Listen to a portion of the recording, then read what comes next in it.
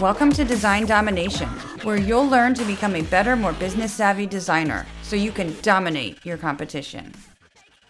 Hi everyone, thanks for tuning in. I'm Colleen Grotzer, and in this episode of Design Domination, I've got a special guest, Ted Leonhardt, to talk about confidence, or lack thereof, and bullying and how they affect our values, setting our rates, and negotiating salaries. Ted Leonhardt started as an illustrator in a Boeing in-house design group, then worked for a design consultancy before starting his own firm, which grew steadily over many years.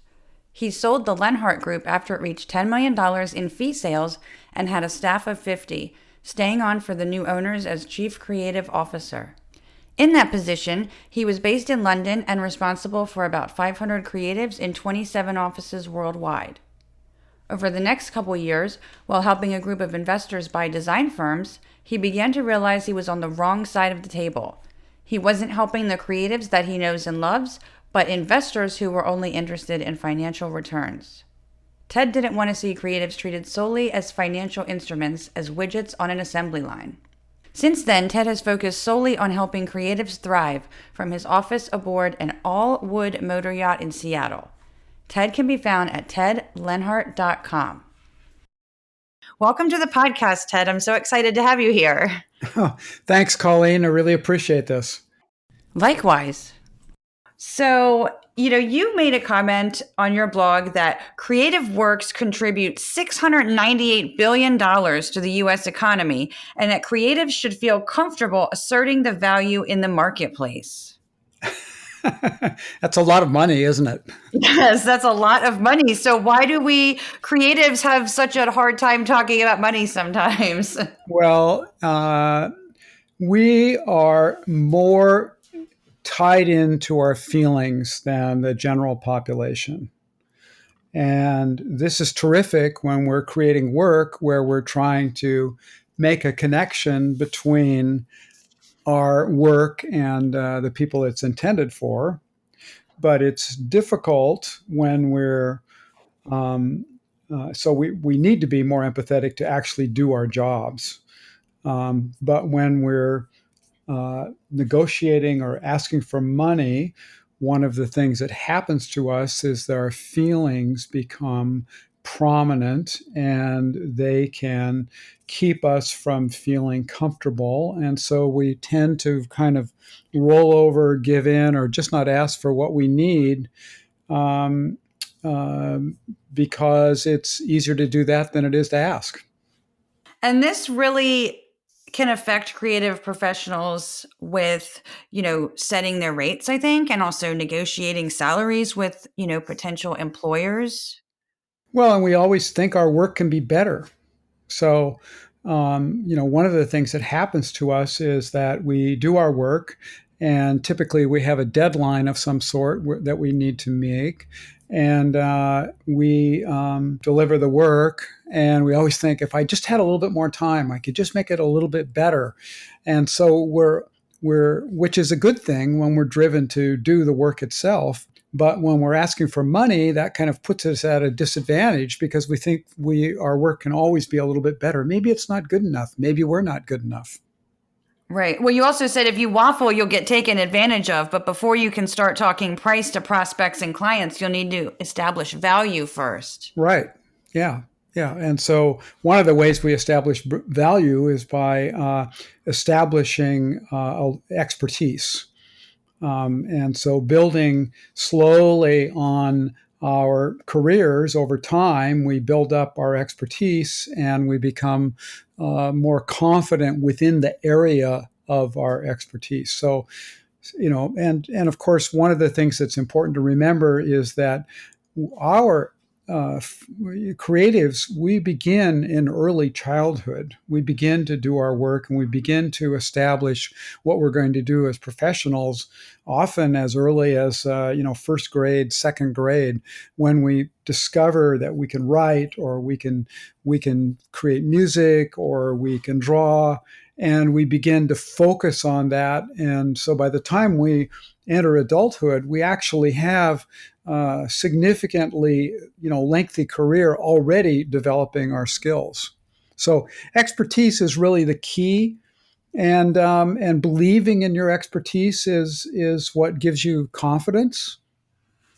And when we're talking about negotiation, you have a great post on your site where you're talking about the one question that you should never answer from a client or prospective employer. And I loved this because when I was in a job interview one time, many, many years ago, I was sitting in an office talking to two or three women that worked there, and they were asking me the typical questions in an interview, and then they came to ask me about, well, what are you making at your current job?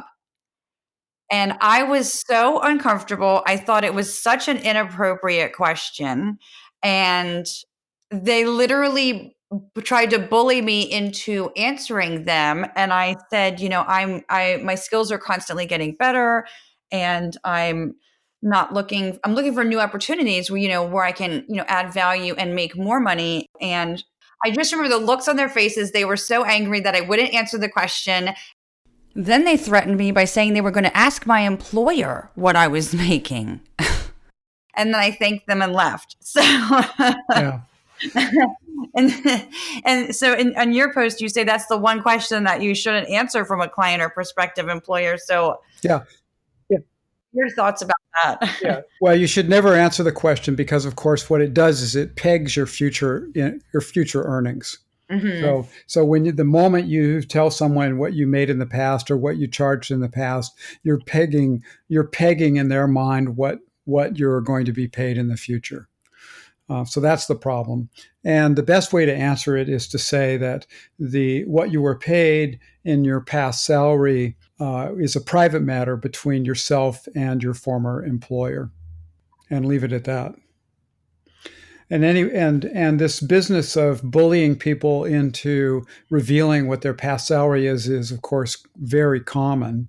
And Oh. the best answer is simply say that it's an inappropriate question, and the way of saying it is by politely saying that, I view my past salary as a private matter, and actually as a private matter between myself and my past employer or my existing employer, and they just leave it at that.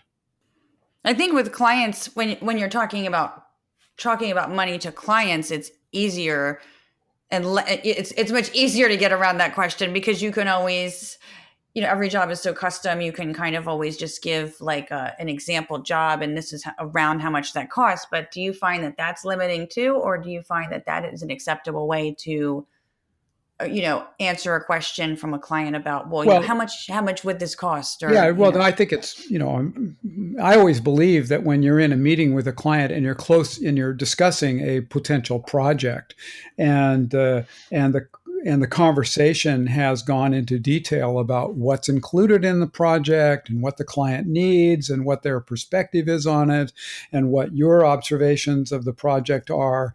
So now you're zeroing in on defining the project. And the best thing to do in a meeting like that, where you're seriously being considered for the work, is to actually summarize the project and what the deliverables are going to be, and describe the time frame that you believe that it will take to do the project, and then tell them what, in a project like this, if the fee is typically this many dollars, and then say, how does that sound? And I call that the three-step close. So, the first step is a summarization of what the deliverables are.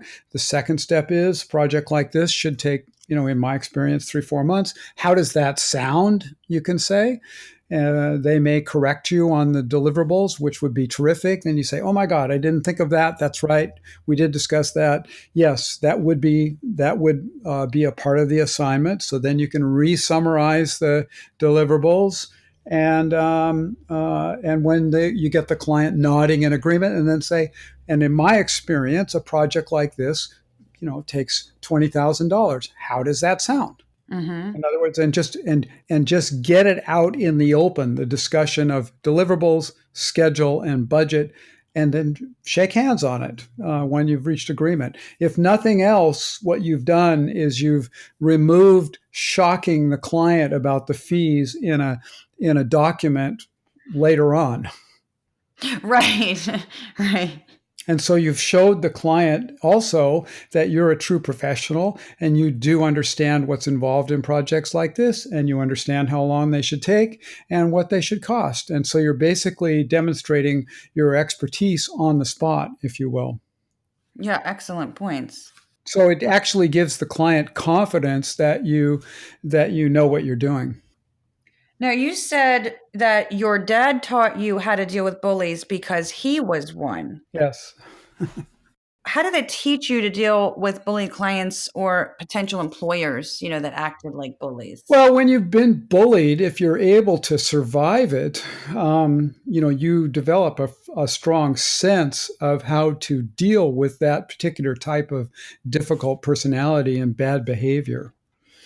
And you number one, bullies, they're relying on their aggressive attack on you. They're relying on that to get you off balance and for them to get what they want. So bullies typically don't know as much about the project as you do. They don't know as much about the subject as you do. And the most effective technique you can use is to wait them out and not go tit for tat, if you will, not to fight fire with fire, if you will. So let the bully rant, let the bully scream, let the bully carry on, and then summarize what the bully said. So do not allow yourself. You can say, is this what you're thinking about? Is this what you're concerned about? I believe that we can deal with it in this manner, whatever. In other words, do not uh, go tit for tat for them. Do not simply jump in and fight them back, if you will. Allow them to blow off the steam, being quiet the whole time. So that was basically the technique that I learned. I mean, basically, we don't want to deal with bullies. You don't want to work for a bully. You don't want to do a project with a bully, but you may discover after the fact, you're engaged with a bully, that they're a bully. So then you have to deal with them until you can get out of there. And the most effective way is to actually let the rant go on. And then you can always say something like that, like, did you mean to hurt my feelings? In other words, expose them, expose their bad behavior. Because one of the things bullies fear the most is actually being exposed as a bully. Oh, really? Yeah. So, what different forms does bullying take? Well, there's a direct aggressive kind where somebody is just, ranting on you.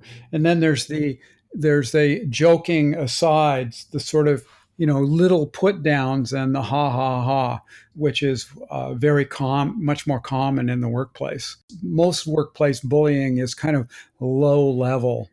And what you have to do with that low level is point it out to them that it's inappropriate. And another thing that you said is if you believe that you have to force people to do what you want in order to get what you want, you won't bother learning how to sell them. Yeah. Yeah, I mean when you're negotiating with a client or a potential client or an employer, in effect, what you're doing is having a discussion that's defining the relationship going forward. And bullies are simply demanding. They're not interested in defining a relationship going forward. They're just trying to run roughshod over you to sort of get what they want. And what you really need to do is you need to ask questions and listen to the answer, and then indicate an observation of your own and see what they think about that, and then asking a follow-up question. So in effect, negotiation is a process of it's a research project where you're discovering whether or not there's a fit, and you're discovering together how their skills and their experiences combined with your skills and your experiences will together create a better project. And at what point do you think that you should fire a bully client? Oh, anybody that behaves badly, you just that has any track record of behaving like that, you shouldn't be working with them, because it's instantly If you're able to, you cannot deal with a borderline personality. Yeah, I actually had a client years ago. He was always paying late on the invoices, and when I started actually enforcing the late fees, even though my contracts had always said that I could charge them, he always ignored them. And when I finally decided to put my foot down about it, he became a bully. And well, he had been a bully. He really showed it this time. And he said, if you're going to make me pay that couple of dollars in late fees, then we won't be working together anymore. And I said, that's fine, because you're not respecting the processes and the contract. Yeah, And good. he had exhibited other signs before that, and I just chose to ignore them. But when I got rid of him, it felt great. Yeah. Well, penalty fees are a problem in and of themselves. Change orders are a problem because they are basically slapping the client on the wrist and saying you did something wrong. Mm-hmm. And and and that's one of the problems that we have in creative services is when the client goes outside the negotiated scope of work. What we typically do is we have a change order that we explain to them that because we're doing something else now, we need to charge them extra dollars, and that feels like a slap in the face to the client. And so, what I try to do with my clients is establish what I call an iteration fee. Because the fact of the matter is that human beings we are iterative by nature, and the creative process is an iterative process. And when we're doing a creative assignment for a client, often when they see the first round of creative, they will think of something different than what they originally thought because they're reacting to what we've done for them. And so what I try to do with clients is explain to them that's a normal part of human behavior is discovering something new based on the ideas that are being presented, and that's great because that actually makes the project better. But if only established a limited amount of money to do the project, we can't cover all of those in advance. So I like to say, think of this budget as this is the budget for the project that we've described. And then let's think about, having 20% be a potential iteration fee if we decide that we want to go in a different direction once we have kind of established, the first few, bit of work on the project. And all of a sudden, the client is now engaged in the idea that, yes, I get it. I get to have input. And then, of course, if it changes the scope of work, that would be a fair thing to do. But that is, in fact, making the work better, you know? And so I call it an iteration fee rather than a change order. And I introduce the idea at the beginning of the relationship, not after, something has already been done and now it's a in other words, a change order. So it's a way of thinking about the process as a process which does evolve, and sometimes there needs to be some extra money. So we try to get that extra money established up front. And so, but if they're paying late, though, how would you typically handle Oh, that? If paying they're late. paying the final Yeah, bill? paying late's not acceptable. That's why it's getting paid in advance is really important. Being a bank for your client is not what you signed up for. Right, exactly. Yeah.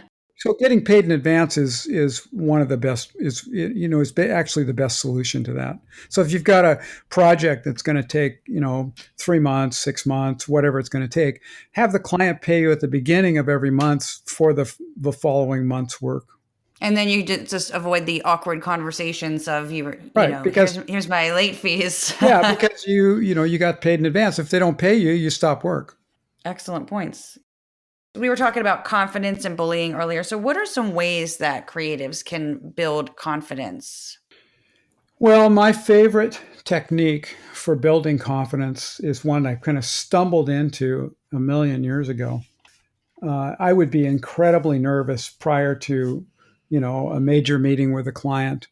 And what I would do is I would go to the men's room. This is before cell phones. And go to the men's room and sit down and get a scrap of paper or a little notebook. And I would make a list of my credentials as they related to the upcoming client or the upcoming meeting. And I would try to do that like 20 minutes, half an hour before the meeting. I would literally make a little list of accomplishments that related to the upcoming meeting. And what that does is it preloads your frontal lobe with actual credentials that are important to this meeting that's upcoming. And it keeps the fight or flight tendency that we all have from shutting down our frontal lobe and literally making it impossible to remember why we're in the meeting. Because that's what happens when fear begins to strike. What happens is we begin to lose access to our rational mind.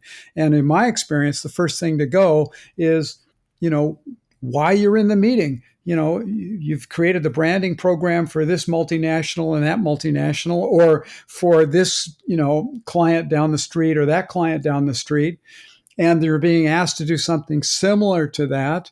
And those projects are all very successful, and you have happy clients. You tend to forget that. You forget those credentials when you're under stress. And so, by making a little list of those in advance, what happens is that you are in effect preloading your frontal lobe so that the fight or flight syndrome does not drive away your expertise, basically. And I remember cleaning out my nightstand beside my bed once, and I had these little lists, and most of the lists were exactly the same. It didn't matter, but it didn't matter that they were the same. What was important was this literally preloading myself with my credentials in a way. And then when I get in the meeting, I wouldn't make a list of my credentials. I wouldn't verbally walk through a list of my credentials, but they were just kind of there in the back of my head, reassuring me. That's great. I love that. So, do you have any tips to deal with difficult personalities? Well, you don't want to work with difficult personalities. How do you notice some of them? Like, if, let's say, a client calls you, like, what are some of the red flags do you think that you can try to spot to determine if they're going to be difficult to work with? Well, first of all, it's a very small percentage of the population, very small. That won't be difficult, or that will be difficult? It will be difficult. Yeah, very small. Most people are good, solid citizens who simply want some help from a person with a particular expertise. And, in my career, how many times did I run into somebody really difficult? 2 or 3 times, that I can remember. So it's really very rare. Very rare. Now, there were times when I created difficult situations, and I just wrote a piece about that. But actually running into people who were, extremely difficult personalities, very, very rare. And I remember them with, vividly, because, they were emotional moments, and you tend to remember those emotional moments. So first thing is we don't work with them. Second thing is we define the parameters in some way so that um, we can be successful in the engagement. If you do this, I'll do that, like being paid in advance. Mm-hmm. Um, and and being paid in advance gives you huge leverage in the relationship because they've already paid you. Right. So it takes away people's tendencies to kind of, slide around the issues a little bit.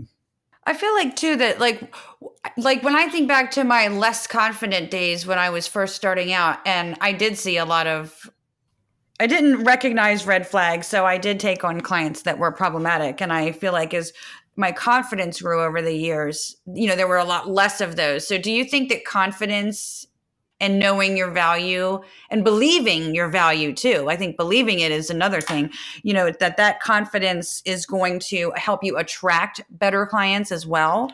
Well, there's nothing like experience. Experience every time you work with a client, and especially when you realize what you need to do to make a relationship be a successful relationship. I mean, when I was first starting out, one of the things I avoided doing was doing the homework. And once I learned how important and how successful I could be if I did a lot of homework about the client in advance, so that I really knew what they were about and what they were trying to accomplish, I gained tremendous confidence.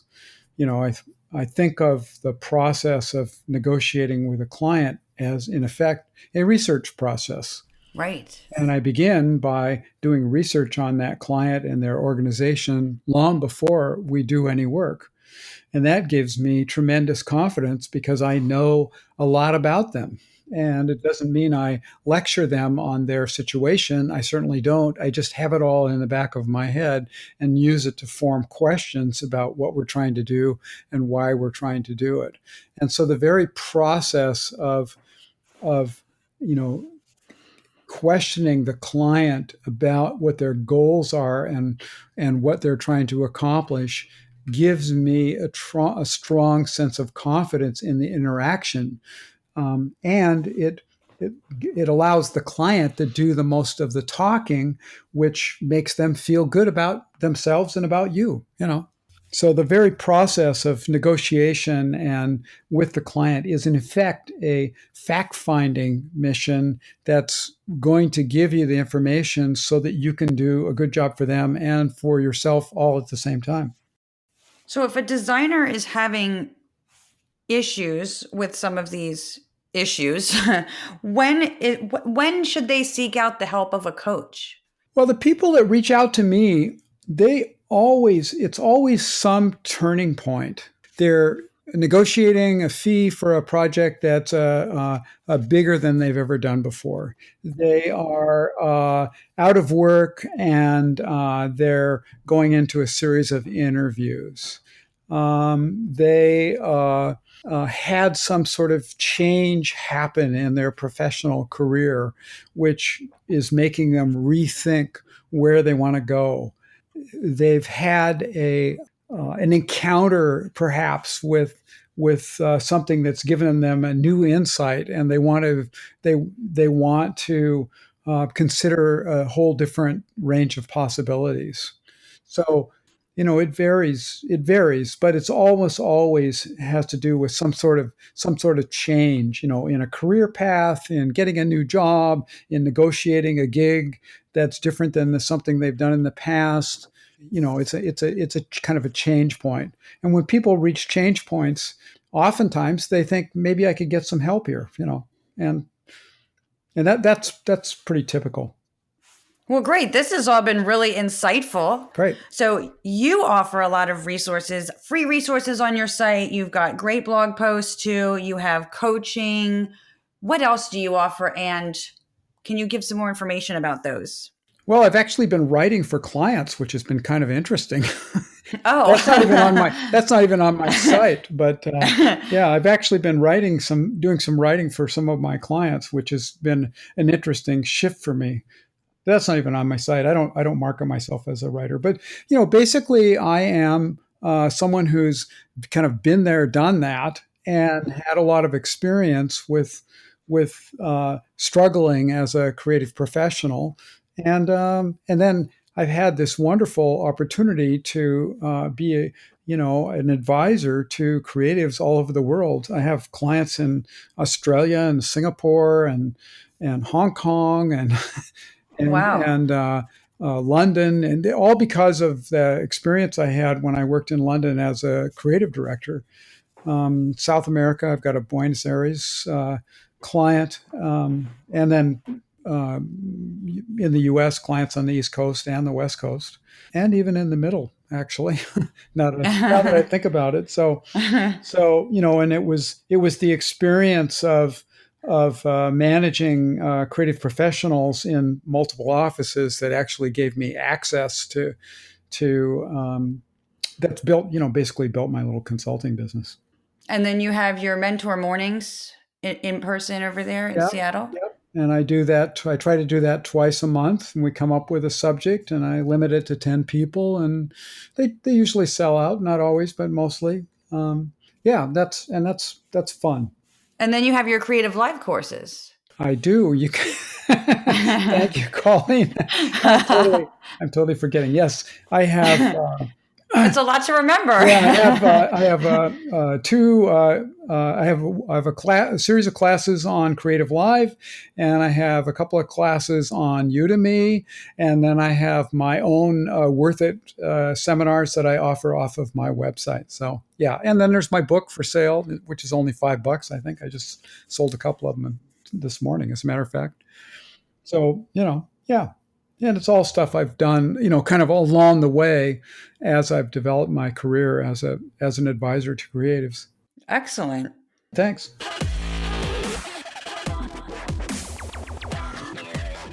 If you found this episode helpful, please subscribe and leave a review. Go to creative-boost.com where you can sign up to get notified of new episodes and posts, share on social media, or leave a comment. Thanks so much for listening.